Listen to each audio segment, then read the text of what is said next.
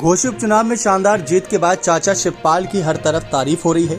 अखिलेश यादव को लेकर चाचा शिवपाल ने समाजवादी पार्टी जिंदाबाद, अखिलेश यादव जिंदाबाद के नारे तो लगाए, लेकिन जैसा कि चाचा शिवपाल को लेकर शुरुआत से इस बात की चर्चा थी कि वे बहुत जल्द बीजेपी में शामिल होंगी।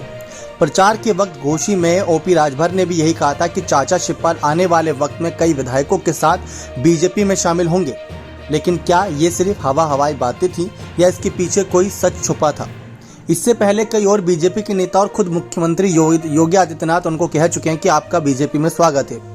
और घर की छोटी बहू अपर्णा यादव भी ये कह चुके हैं कि अगर चाचा शिवपाल बीजेपी में होते तो आज शायद एक सांसद के रूप में होते, बड़े मंत्री पद के साथ होते हो।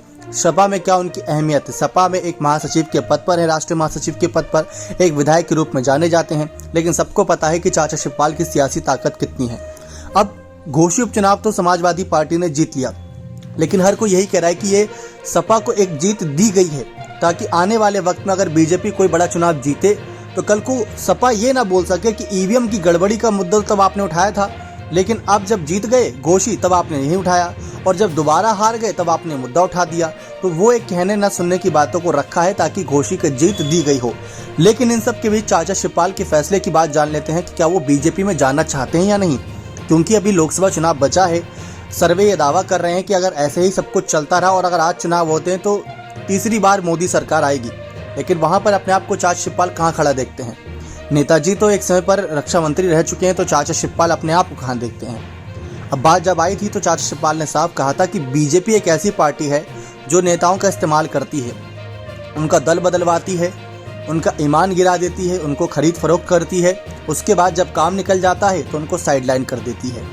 उन्होंने उदाहरण तो नहीं दिया, लेकिन सबसे अच्छा उदाहरण इस समय अपर्णा यादव है।